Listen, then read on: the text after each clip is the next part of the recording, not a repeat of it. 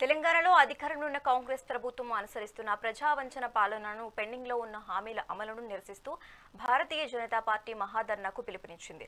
ఇందులో భాగంగా పెద్ద ఎత్తున బీజేపీ నేతలు ఇందిరా పార్క్ వద్దకు చేరుకుని ధర్నా చేశారు.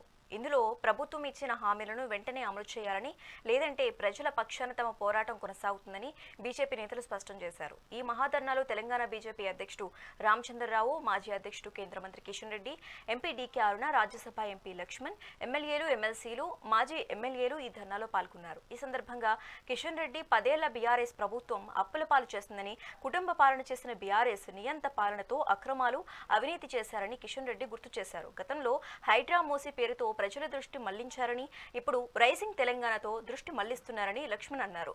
కాంగ్రెస్ ఇచ్చిన హామీలు అమలు చేయలేదని రామచంద్రరావు విమర్శించారు. 10 సంవత్సరాల బీఆర్ఎస్ పాలన ఏ రకంగా పరిపాలన చేసిందో మనం చూశాం. మిగులు బడ్జెట్ తో ఉన్నటువంటి తెలంగాణ రాష్ట్రాన్ని ఆ రోజు బీఆర్ఎస్ పార్టీ అప్పుల రాష్ట్రంగా మార్చింది. బీఆర్ఎస్ పార్టీ తెలంగాణ ప్రజల మీద ఒక కుటుంబ పాలన మన మీద రుద్దడం జరిగింది. బీఆర్ఎస్ పాలనలో పూర్తిగా అవినీతి అక్రమాలు చోటు చేసుకున్నాయి. కేసీఆర్ హయాంలో ఒక నియంత పరిపాలన 10 సంవత్సరాల పాటు మన తెలంగాణ ప్రజల నెత్తిన రుద్దడం జరిగింది.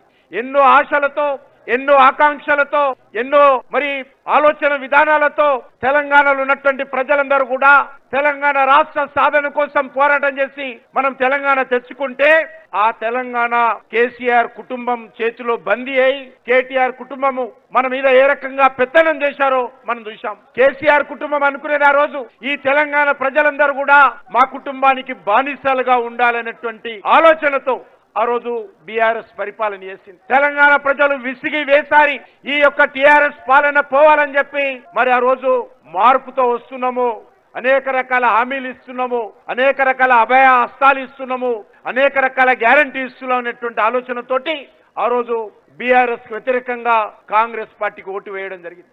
కాంగ్రెస్ పార్టీ సోనియా గాంధీ నాయకత్వంలో, రాహుల్ గాంధీ నాయకత్వంలో, ప్రియాంక గాంధీ నాయకత్వంలో, రేవంత్ రెడ్డి నాయకత్వంలో అనేక రకాల హామీలు ఇచ్చారు. ఈ రోజు 2 సంవత్సరాలు కావు. ఈ రోజు రేవంత్ రెడ్డి రాష్ట్రమంతా పర్యటిస్తా ఉన్నాడు.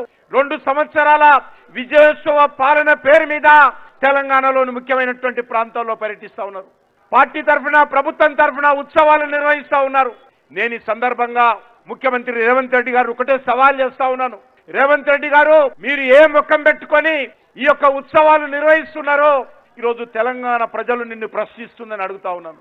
భారతీయ జనతా పార్టీ నిన్ను ప్రశ్నిస్తుంది. మీరు ఇచ్చినటువంటి హామీలేంటి, మీరు అమలు చేసినటువంటి పరిస్థితి. ముఖ్యమంత్రి రేవంత్ రెడ్డి గారు 2 సంవత్సరాల పాలన ప్రజారంజక పాలనని, ప్రజా పాలన పేరు మీద ప్రభుత్వం యొక్క డబ్బులు కోట్ల రూపాయలు ఖర్చు పెట్టి ప్రచార నిమిత్తము ప్రజల దృష్టి మళ్లించేటువంటి వంచన తప్పితే ఇతరత్ర కాదని, 2 సంవత్సరాల ముందు ఎన్నికల సందర్భంలో కాంగ్రెస్ పార్టీ స్వయంగా రేవంత్ రెడ్డి గారు పిసిసి అధ్యక్షులుగా ఏవైతే మీరు 6 గ్యారంటీలు 420 హామీలు ఇచ్చి తెలంగాణ ప్రజలను నమ్మించి ఏ రకంగా నట్టేట ముంచారో, ఈ 2 సంవత్సరాల తర్వాత మీరు ఈ తెలంగాణ సమాజాన్ని, అన్ని వర్గాల ప్రజలను, ఎస్సీ, ఎస్టీ, బీసీ, మహిళ, రైతులు, యువకులను, ఉద్యోగులను ఏ రకంగా వంచి దగా చేశారో, మోసం చేశారో, తెలంగాణ ప్రజల పక్షాన ఇవాళ తెలంగాణ ప్రశ్నిస్తుందనే పేరు మీద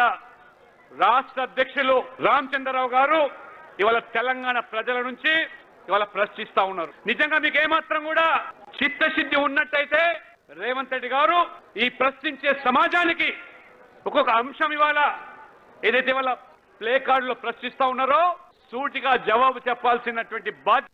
ఏ కాంగ్రెస్ పార్టీ అయితే ప్రభుత్వం ప్రజలు వారికి ఇచ్చారో అదే కాంగ్రెస్ పార్టీ రాగానే మన తెలంగాణ భూములని వేలం పాట చేసేటువంటి ప్రక్రియలో ఉన్నారు. రాగానే లగడిచర్లకు సంబంధించినటువంటి భూములపైన అక్కడ రైతుల మీద లాఠీ చార్జీలు చేసి అరెస్టు చేసే సంగతి మనం మర్చిపోరాదు. గతంలో బీఆర్ఎస్ పార్టీ ఈ ఇండస్ట్రియల్ ల్యాండ్ని ఒక ప్రభుత్వం నుంచి ప్రైవేట్ ల్యాండ్గా చేసినటువంటి ఒక ఘనత వాళ్ళదైతే, ఆ ప్రైవేట్ ల్యాండ్ని ధారాబద్ధం చేసి రియల్ ఎస్టేట్లకు అమ్ముకునేటువంటి ఒక పద్ధతి ఈ కాంగ్రెస్ ప్రభుత్వం అని చెప్పేసి గుర్తుపెట్టుకోవాలి మిత్రులారా. ఈ కాంగ్రెస్ ప్రభుత్వం వచ్చిన తర్వాత అనేకమైనటువంటి ఒక 6 గ్యారంటీలు 420 వాగ్దానాలు చేశారు. 6 గ్యారంటీలో ఒక గ్యారంటీ కూడా పూర్తి కాలే. ఇక్కడ అందరి చేతిలో ప్లకార్డ్స్ ఉన్నాయి. ప్రశ్నిస్తుంది తెలంగాణ, మీ యొక్క పనితీరుని ప్రశ్నిస్తుంది. మీరు ఇచ్చినటువంటి వాగ్దానాలు ఎందుకు పూర్తి కాలేదని ప్రశ్నిస్తుంది. మీరు విద్యార్థులకు సరైన సమయంలో ఫీ రీఎంబర్స్మెంట్ ఎందుకు చేయట్లేదని ప్రశ్నిస్తుంది. ఆరోగ్యశ్రీ బకాయిలు హాస్పిటల్స్కు ఎందుకు ఇవ్వట్లేదని ప్రశ్నిస్తుంది. సమయానికి ప్రభుత్వ ఉద్యోగాలకు జీతాలు ఎందుకు ఇవ్వట్లేదు అని ప్రశ్నిస్తుంది ఈ తెలంగాణ. ఏ కాంగ్రెస్